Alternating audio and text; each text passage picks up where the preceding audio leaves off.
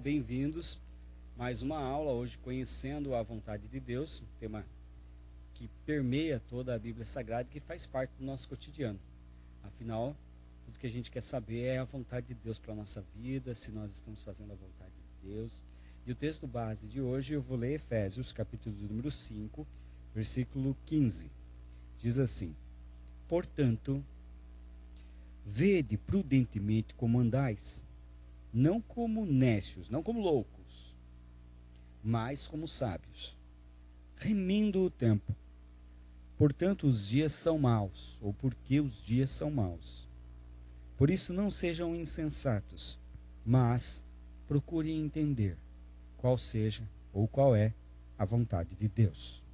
Efésios 5 e 15. Bom, para começo de conversa, vamos analisar essa imagem que eu vou colocar aqui para vocês. O que você vê quando você olha para essa imagem? O que aparenta? O que tem nessa imagem? O que significa essa imagem? Olhe para ela. Sim, não, talvez. Escolhas, decisões, um dado. Eu tenho a impressão de que muitas vezes na nossa vida nós ficamos jogando dados, tentando jogar dados para tentar entender qual é a vontade de Deus. A gente pega um dado, joga e fala: meu Deus, será que vai dar sim? Será que vai dar não? A gente fica ali, quando às vezes dá um não e a gente queria um sim, a gente joga o dado de novo para ver se sai um sim de Deus. Porque na nossa cabeça jogar o dado é o sim de Deus. E nós ficamos brincando com isso, nos frustrando, nos culpando. E tem uma frase do William James que diz assim: não existe ser humano mais miserável do que aquele em que nada lhe é tão habitual a não ser a indecisão. Esse texto é um texto muito forte, porque realmente é assim. Realmente é assim. Brincar de decidir não dá.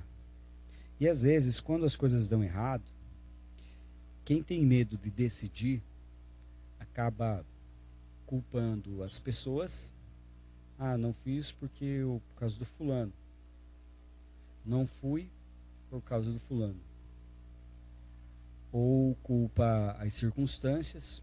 Não tinha como fazer porque, na verdade, você não decidiu fazer. Não era teu propósito fazer aquilo. Aquilo era um segundo plano para você. Ou às vezes você culpa a Deus. Por que, Senhor? Eu fiz tudo certo, tinha que ter dado esse resultado. Por que não deu esse resultado? Você culpa o próprio Deus. Então, decisões são coisas importantes na nossa vida e nós precisamos compreender um pouquinho melhor sobre esse conceito de vontade de Deus para fazer as nossas melhores escolhas. Por isso,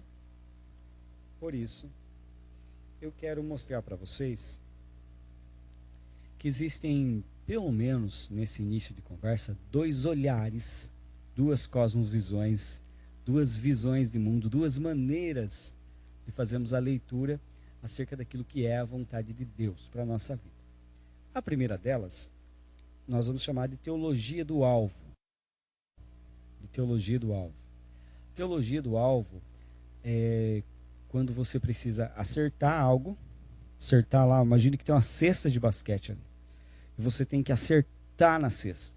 E você tem que lançar isso, tem que ficar lançando isso. E muitas vezes você quer acertar o alvo, quer acertar na cesta. E não consegue. Você acha que parece que Deus está brincando de seus esconde-esconde com você. Você está vendado e precisa acertar a cesta. Você não enxerga, você não sabe. Mais ou menos você imagina onde que está a cesta e você joga a bola. Mais ou menos você imagina e joga a bola. Mas você nunca está com o olho 100% aberto. Você está vendado e você fica procurando acertar o alvo. Você fica procurando acertar aquilo que é. Será que essa é a vontade certa de Deus? E isso gera muitas frustrações para nós. Porque, por exemplo, vamos aplicar esse conceito da teologia do alvo que você precisa acertar em cheio o alvo para o contexto de casamento. Você quer casar, né? Eu sei, tem gente me assistindo agora que está desesperado para casar, já está naquela oração de Jesus, aquele que vier a mim, ou aquela que vier a mim, de maneira alguma eu lançarei fora. Mas imagine que você vai casar, e você tem que casar com a pessoa certa, você tem que acertar o alvo, porque se você não acertar esse alvo, você está com problemas sérios na sua vida. Então, quando você vai lá e escolhe uma pessoa, imagina que você tinha que ter casado com a Eva, mas por alguma circunstância, você tinha que ter casado com o João. Se você é mulher, você tinha que ter casado com o João. E o João tinha que ter casado com a Eva, mas vocês trocaram e casaram errado. Vocês não acertaram o alvo. Aí o que acontece? Como não acertou o alvo, você logicamente errou. O João errou, a Eva errou, mas não é só isso. Aquele que tinha que casar com a Eva também casou errado. E o que tinha que casar com o João também casaram errado. E aí, os outros que também tinham que casar com eles também casaram errado. E assim sucessivamente, uma multidão de pessoas casou errado porque você errou o alvo. E quando você chegar lá no céu, Deus vai olhar para você e falar assim: caramba, o que você fez? Essa é a teologia de acertar o alvo. Mas existe também uma outra maneira de você compreender a vontade de Deus. Essa outra maneira de compreender a vontade de Deus, nós vamos chamar de teologia do GPS. Mas eu preciso encerrar essa parte da teologia do alvo, ajudando você, ou dizendo para você a seguinte frase, que eu vou colocar aí para você. Quando você vive a teologia do alvo, você acaba vivendo como se Deus estivesse brincando de esconde-esconde com você. E isso não é verdade. Deus não está brincando de esconde-esconde com você. Deus revelou na sua palavra a vontade dele. E Deus te deu o Espírito Santo para que você possa ser guiado a toda a verdade, em revelação, em maturidade, em sabedoria, em crescimento. Então não é verdade que Deus está escondendo de você ou te dando migalhas acerca da vontade dele. A vontade de Deus é revelada e ele tem esse desejo para você. Portanto, como é então que eu devo pensar a vontade de Deus?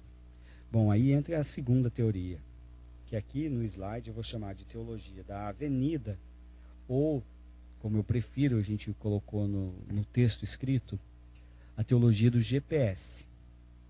Quando você vai fazer alguma coisa, você precisa buscar na palavra de Deus os princípios e os critérios para que você faça aquilo dentro da vontade de Deus. Por exemplo, a Bíblia diz no Salmo 119, versículo 5, que a Bíblia ela é como uma lâmpada para os nossos pés.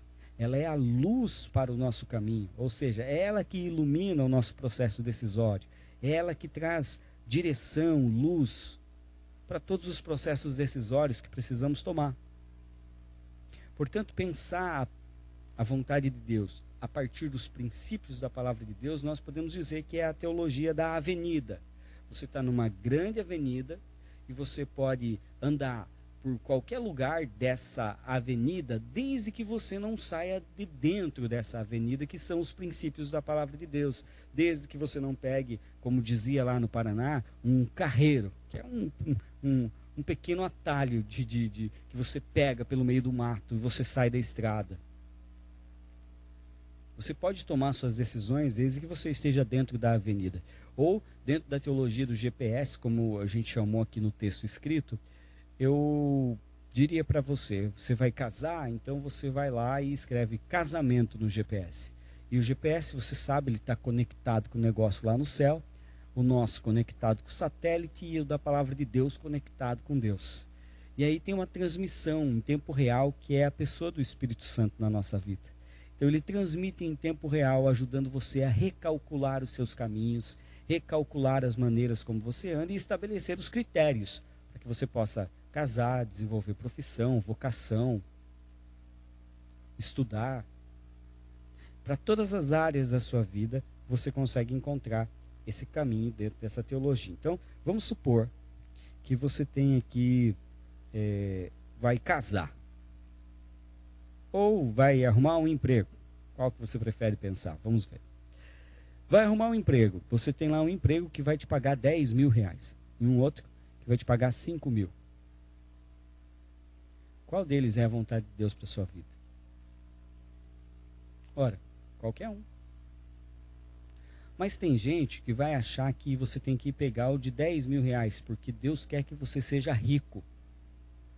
Tem outros que acham que você tem que pegar o de 5 mil, porque Deus quer que você seja mais humilde.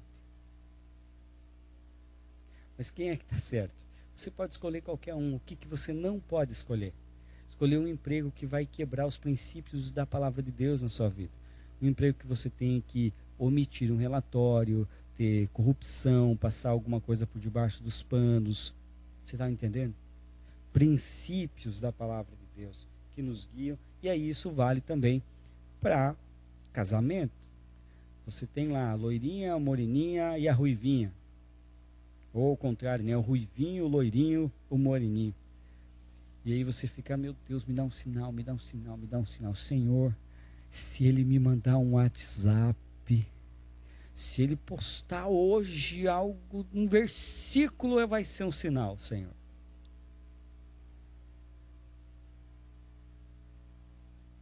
E nós ficamos procurando por aí, como se Deus estivesse brincando de esconde-esconde, quando na verdade ele já revelou os critérios que você precisa estabelecer na hora de tomar essa decisão para escolher de alguém para a sua vida. Então qual é o propósito de Deus para o casamento?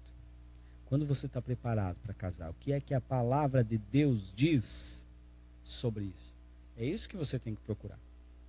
Para que você tenha critérios na hora de fazer as suas escolhas. Senão você vai usar os critérios da cosmovisão dominante, da sua vida diária, secular, e vai pensar assim, não, vai ser assim, desse jeito, porque, afinal de contas, eu estou sentindo, né? Muito bem. O que você não pode escolher? Alguém que está fora desses princípios, desses critérios. Por quê? Que vai dar errado, amiga. Vai dar errado. Então, você pode escolher. Eu vou colocar aqui o slide. Vem cá.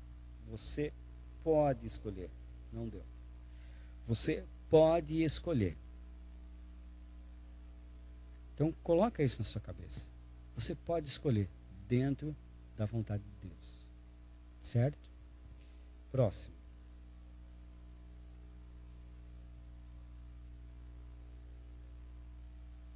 Eu preciso conversar com você agora, que você entendeu que você pode escolher algumas coisas sobre a vontade de Deus mais explícitas. Por exemplo, quando nós olhamos para a palavra de Deus, nós percebemos que existem, pelo menos, 4 vontades de Deus. A primeira vontade é a vontade soberana de Deus. Essa vontade soberana de Deus, deixa eu colocar aqui, para ajudar a gente. A vontade soberana de Deus,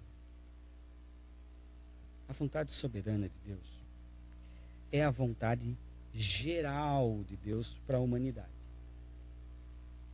Então, quando nós estudamos criação, queda, redenção, a salvação em Cristo Jesus, tudo isso está linkado a um plano geral de Deus para a humanidade, que tem a ver com o propósito criado e com aquilo que Deus vai fazer na consumação de todas as coisas.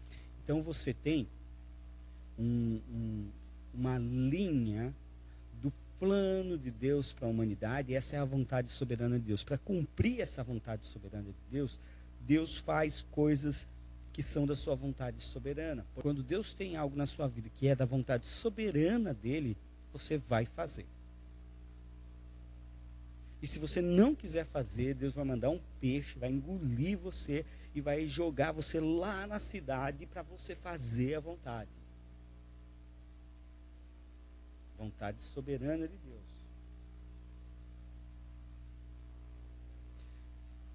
Deus vai fazer, vai mandar um anjo, como mandou lá para como mandou para Paulo, não, o próprio Jesus apareceu para Paulo derrubou ele do cavalo lá na cidade de Damasco e falou para ele, ó, o negócio é o seguinte, cara, você vai me servir, ponto final. Quando Deus tem uma vontade soberana, Deus vai fazer. Então não se preocupe. Se Deus tem algo assim específico, claro para fazer na sua vida, Ele vai dar um jeito de você saber. Não se preocupe com isso. Você não precisa descobrir essa vontade soberana. A vontade soberana de Deus, ela está ligada estritamente ao aspecto do plano de redenção, do que Deus está fazendo no mundo e o que Deus vai fazer na consumação dos séculos. A vontade soberana. Então, vontade soberana é aquilo que Deus está fazendo na história dentro do plano de redenção. Depois, a gente tem uma segunda vontade, que é a vontade moral. A vontade de Deus a respeito da vida, de como viver e conviver entre nós. Então, são princípios que mostram para nós onde nós pecamos e como não devemos pecar. Então, quando Deus fala assim para você, isso aqui é pecado, a vontade moral tem a ver com o pecado. Isso aqui é pecado. Quando Deus fala que isso é pecado, você tem que ouvir.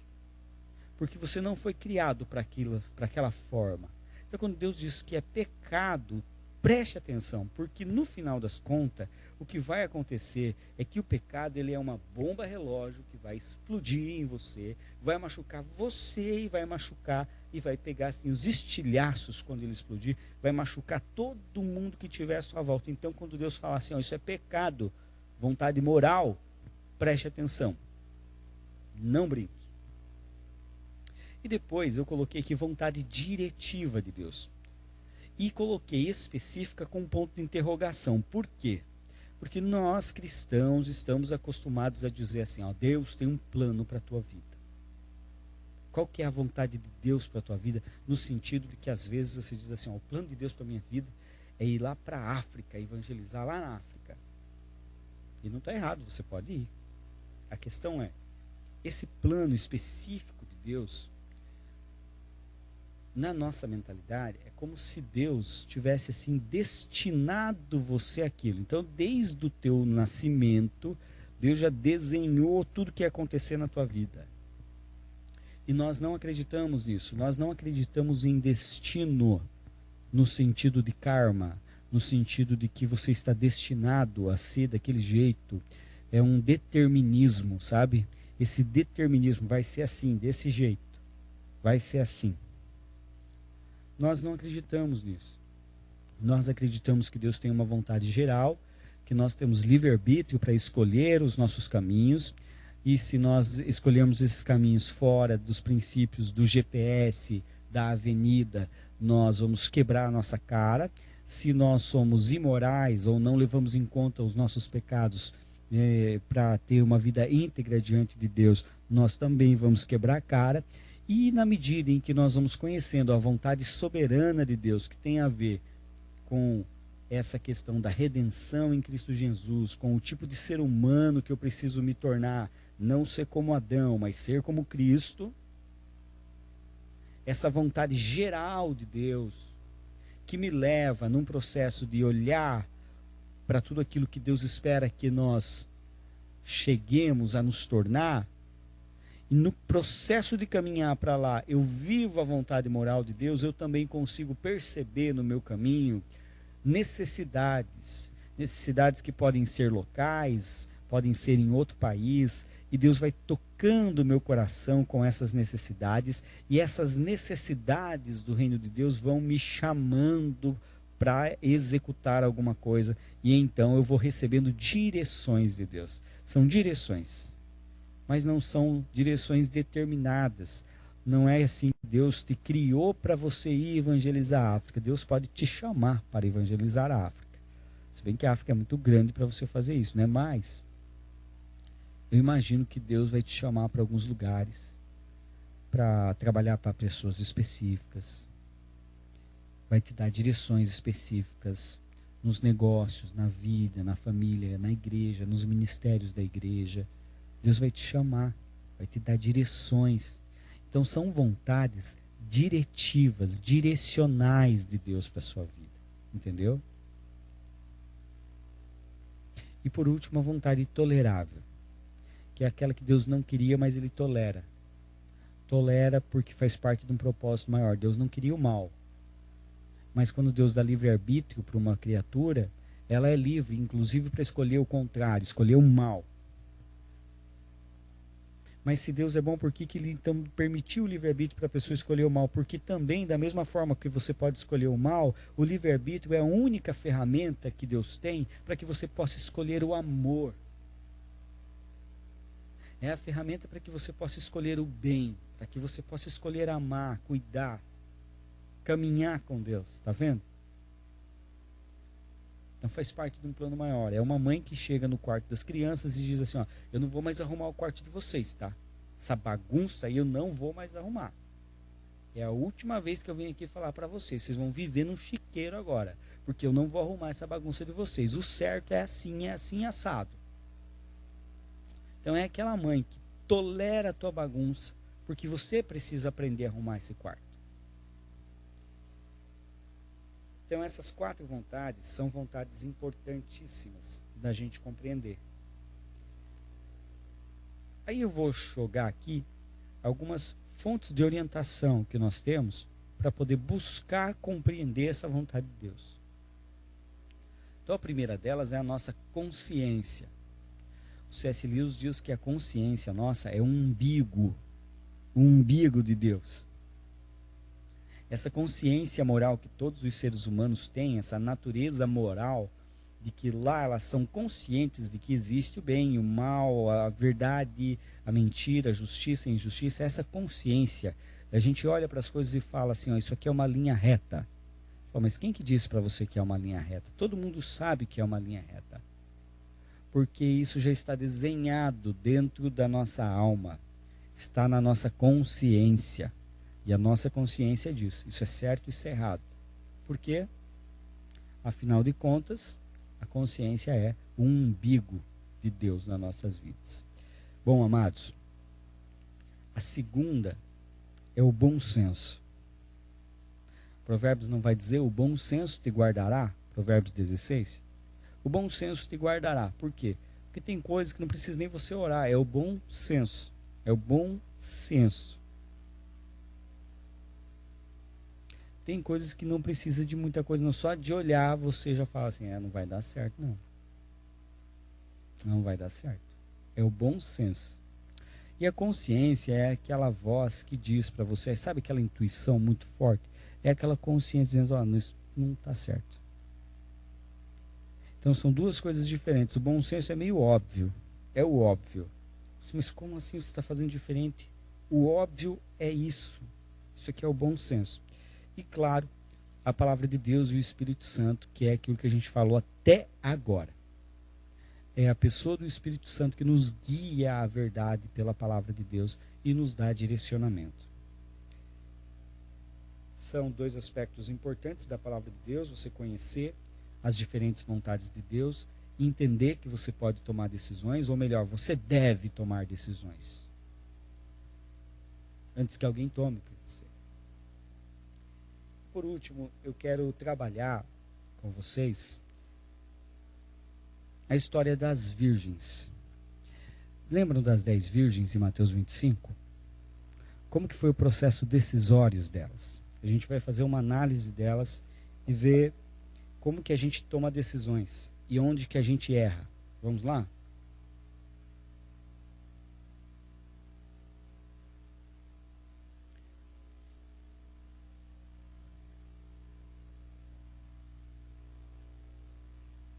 Olha só. Então você tem aqui as prudentes e as imprudentes. E as prudentes, tanto as imprudentes também, queriam o quê? Participar da festa. Então você tem elas querendo participar da festa, e todas elas estão esperando o noivo para entrar no casamento, para participar da festa. Só que aí você tem esses objetivos. Você percebe dentro desse cenário, do processo decisório, de como tomar decisões, você percebe cenários. Qual que é o cenário? Qual que é o problema? As necessidades que as prudentes e as imprudentes tiveram. Bom, o cenário é negativo, porque o prazo foi estendido. A Bíblia diz que um noivo atrasou, o noivo não veio. Na perspectiva das mulheres ali, elas estavam esperando e o noivo estendeu o prazo. Ó, não vou vir agora, vai demorar um pouco mais do que vocês imaginam. E aí o que acontece? Prazo estendido, começa um problema. Não é um imprevisto que tem. Então você tem aqui, dentro das prudentes, um ambiente de tranquilidade. Por que vocês acham que elas tiveram um ambiente de tranquilidade? Como que era o ambiente das imprudentes, sendo que o cenário delas era o mesmo, o prazo estava estendido? Bom, com certeza era um cenário de turbulência, tanto emocional quanto das coisas, porque agora, poxa vida, né? Como é que vai ser? A gente já está aqui cansados, né? Estamos esperando o noivo, está todo mundo cansado, trabalhou pra caramba e agora o prazo foi estendido, nós estamos literalmente cansados. Então você tem um ambiente de tranquilidade porque você tem estoque suficiente, você teve planejamento e esse planejamento te gera segurança. Está vendo que Deus não é contra você planejar? Pelo contrário, Deus vai te dando direções, por exemplo, planejamento. Quem melhor para nos ensinar sobre planejamento do que Neemias, que reconstruiu Israel? Ou você acha assim, que ele teve uma visão e do nada foi lá e fez? Não, teve planejamento, foram anos de construção. Bom, cenário negativo, prazo estendido, faltou margem de segurança, faltou azeite para elas. Elas não levaram uma margem de segurança e elas tiveram um grande problema que foi a questão da distância e do tempo. Quando faltou, elas correram lá nas prudentes e falaram assim, ó, vende para nós, por favor, azeite. Você está vendo aqui, ó, que dinheiro não era o problema, elas tinham dinheiro. Tinham dinheiro. Não foi problema o dinheiro. O problema foi falta de planejamento, e aí você tem o dinheiro para comprar, mas não dá mais tempo, a distância. E o pior, elas tinham dinheiro, mas isso não adiantou. Depois você tem aqui, ó, as prudentes seguiram o planejamento, está tudo ocorrendo como normal, mas elas tiveram uma decisão, porque as prudentes procuraram e ofereceram dinheiro para elas, e elas também podiam ficar com dó, assim, nossa, nós aqui esperando o noivo, a gente tem que ajudar elas, mas veja bem, se elas dão azeite para as imprudentes, o que vai acontecer? Vai faltar azeite para todo mundo, ninguém vai entrar na festa. Então o que elas fazem? Elas tomam uma decisão administrativa, olha, nós não vamos dar um passo em ajudar vocês nesse sentido. Não vamos vender. Obtiveram sucesso e também celebração das coisas. E as imprudentes tiveram que lidar com um plano emergencial. O plano emergencial, gente, é aquele lá que você tem que ficar apagando incêndio toda hora. Meu Deus, isso é um problema aqui. Agora é um problema lá na minha família. Agora é um problema aqui no meu trabalho. Problema lá na igreja. Problema. Toda hora apagando incêndio. Se você vive para apagar incêndio, está faltando planejamento aqui. Está faltando processo decisório antecipado. Está faltando consciência. Está faltando palavra de Deus na minha vida. Está faltando compreensão da palavra de Deus. Está faltando planejamento estratégico da minha vida. Está faltando fazer a gestão dos meus papéis, cuidar dos meus relacionamentos. Está faltando isso. Deus precisa me ajudar. E eu preciso ter essa consciência de que eu preciso compreender a vontade de Deus. Compreender a vontade de Deus é você gastar tempo pensando, analisando, planejando, construindo. Está vendo? É um processo de construção. Porque quem vive no plano emergencial é louco. É isso que a Bíblia está dizendo para nós. Barreiras, tempo e distância elas tiveram. Não dividiram as tarefas, ou seja, por que uma não foi lá comprar o azeite correndo e as outras não ficaram ali para falar com o noivo, negociar, fazer alguma coisa? Não foi todo mundo comprar o azeite. Aí quando elas voltaram já estava fechado, a festa já tinha começado. Falharam na negociação. Falharam miseravelmente, porque não conseguiram comprar, não conseguiram ir buscar, falharam, e depois que você falha, você pode perder de entrar naquilo que é a festa mais importante de todas. Então, compreender a vontade de Deus para a nossa vida exige de nós tempo, busca, leitura, compreensão, meditação, devocional, busca por fazer essas coisas. Por fim, rapidamente, nós vamos fazer a análise desse slide aqui. Olha só, esse slide é o seguinte.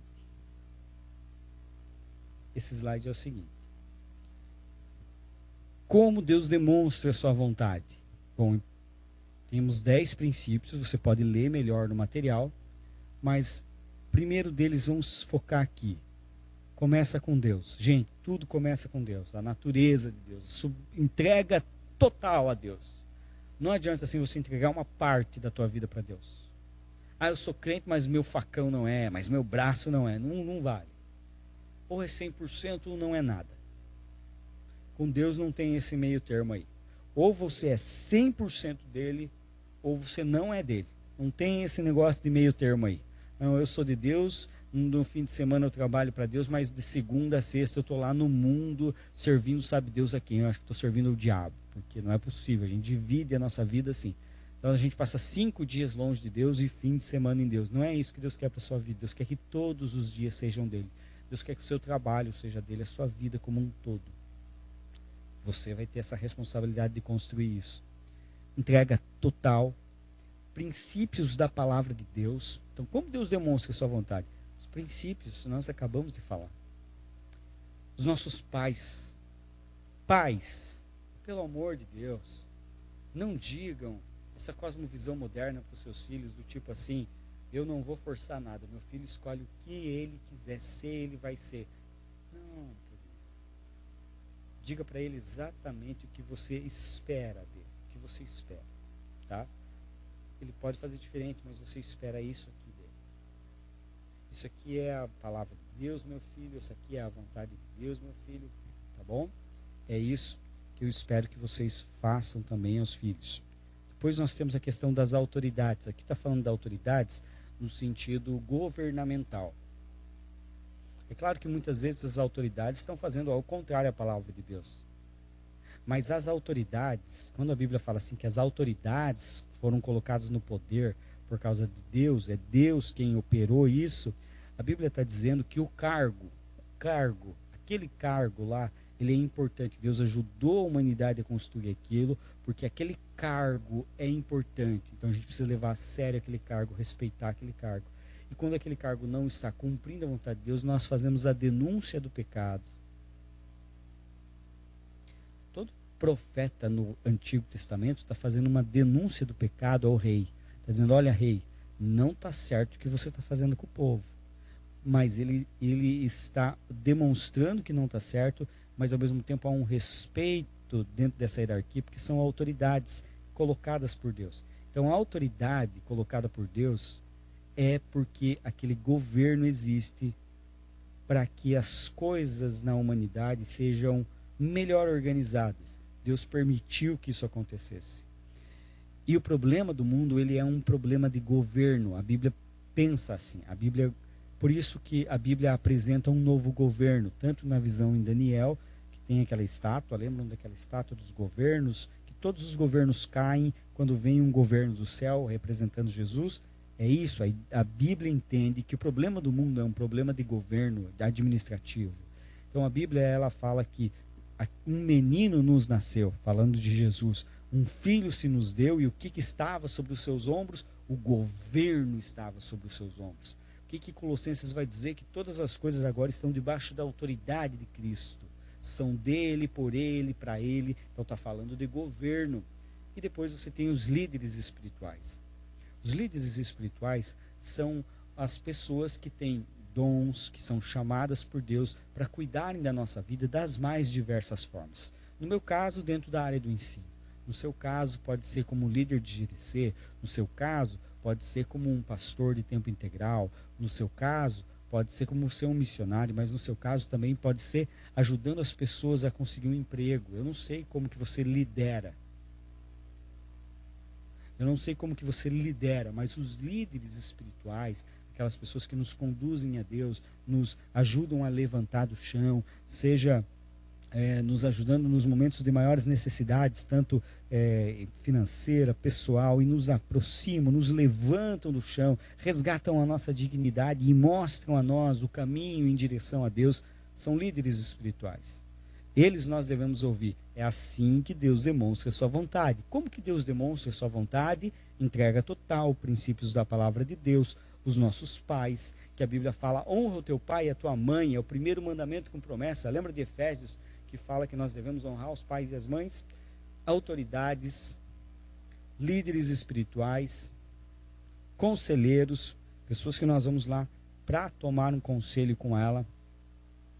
Portas abertas e portas fechadas. Aqui é um princípio importante. A partir do momento que eu sei a vontade geral de Deus para a minha vida, eu preciso agir. E aqui o maior exemplo é o apóstolo Paulo. Paulo sabia que Deus tinha uma vontade geral. E a principal vontade era evangelizar. Alcançar o mundo gentil. Esse era o chamado de Paulo. Essa era a necessidade da igreja.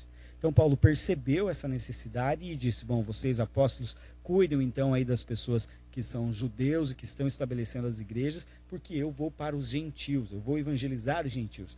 E aí nisso, Paulo sai e fala, olha, eu vou evangelizar.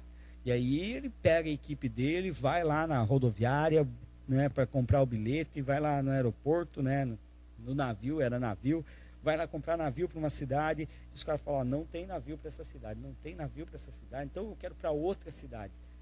Paulo nem orou, gente. Paulo não orou para dizer, Senhor, qual que é a cidade que eu tenho que evangelizar? Paulo escolheu uma cidade, fui lá comprar a passagem, falou assim, ó, vamos evangelizar em tal cidade, porque lá é uma cidade estratégica. Paulo era muito estrategista. Não tem a passagem, não tem, então me dá para outra cidade. Não tem, dá para não dá, não tem, não tinha para nenhuma cidade, então vamos dormir aqui nessa cidade que a gente está hoje, e aí amanhã a gente vai. E aí nesse período a Bíblia diz que Paulo está dormindo, e aí parece em sonho um homem dizendo a ele, Paulo, passa a Macedônia e vem aqui nos evangelizar, vem aqui pregar para nós, Paulo. E Paulo acorda e entende que aquele é um chamado de Deus, é uma porta aberta. Como todas as outras portas estavam fechadas, Paulo vai lá, bate, ó, tem passagem para Macedônia? Ó, tem, está sobrando passagem para Macedônia. Então nós vamos para Macedônia evangelizar. Direcionamento. Mas Paulo estava cumprindo já a vontade soberana de Deus quando Deus deu a ele uma direção específica. Mas Deus não precisa mandar anjo para dizer para você que tem que evangelizar, que tem que ensinar, que tem que pregar, que tem que... Entendeu? Você precisa estar na vontade soberana, estar na vontade moral para Deus te dar direções específicas. Uso da mente. Romanos 12. Não vos conformeis com esse mundo, mas transformai-vos pela renovação da vossa mente. Para que vocês possam experimentar o quê? A boa, perfeita e agradável vontade de Deus. Desculpa. Paz interior. Essa aqui a gente tem que tomar cuidado. Porque não é assim sentir paz interior só. Ah, não, eu estou em paz, eu estou em pecado, mas eu estou em paz. Você não está em paz. Você está com a consciência anestesiada. Essa paz interior é uma paz com o corpo da igreja. Se você pega o texto para ler, como está aí na apostila de vocês, no PDF que eu mandei, se vocês pegam o texto, você vai perceber que essa paz, ela é uma paz que envolve a comunhão com a igreja. Você está em paz com a comunhão da igreja. A igreja está mandando você como missionário e está todo mundo em paz. Então essa paz interior é uma paz dentro do corpo de Cristo. Não é uma paz assim pessoal apenas. E depois o tempo certo. A Bíblia diz que existe um tempo certo para todas as coisas debaixo do céu. E aqui o tempo certo tem a ver quando a gente faz propósito. Propósito. Existe um tempo para cada propósito. Então o tempo certo tem a ver não com você ficar esperando, tem a ver com você fazer o propósito. Então, por exemplo, você não tem tempo para nada. O pessoal fala assim, ó, vamos lá no culto. Você fala assim, não dá, não tenho tempo. Estou com tempo, não estou com tempo, não estou com tempo, não estou com tempo, até que você se apaixone e arrume uma namorada. Aí o que acontece? Você acha tempo. Porque aí você fez o propósito de namorar. Então existe um tempo para cada propósito. Então se você quiser fazer alguma coisa, você precisa fazer o propósito em cima daquilo. Se você não fizer o propósito, não vai acontecer. E é assim que Deus mostra para nós. Buscamos essa paz em comunhão com os irmãos, quando nós usamos a nossa mente para buscar a vontade de Deus, portas abertas, fechadas, conselheiros, líderes espirituais, autoridades, os pais, os princípios da palavra de Deus, e é essa entrega total a Deus que nos ajuda a construir um caminho para viver a vontade soberana, moral e diretiva de Deus. Então eu espero que essa aula ajude vocês a iluminar um caminho. Nós hoje sobrevoamos a vontade de Deus. Você precisa pegar esses conceitos e princípios, pegar esse sobrevoo que você fez, colocar ali um paraquedas e pular do helicóptero que nós sobrevoamos e cair lá, experimentar essas vontades, buscar essas vontades, viver essas vontades. Essa é a minha oração, esse é o meu desejo para vocês. Deus abençoe, e vamos terminar aqui com mais uma frase que a gente leu no começo. Portanto, vede prudentemente como andais, não como loucos, como as loucas lá do Mateus 25, mas como sábios, remindo o tempo, fazendo propósito, faça o propósito. Porque os dias são maus, portanto os dias são maus. Por isso não sejais insensatos, mas entendei, procurem conhecer qual seja a vontade de Deus, dentro dos critérios que nós colocamos aqui hoje. Que Deus abençoe a todos, até a nossa próxima aula, em nome de Jesus.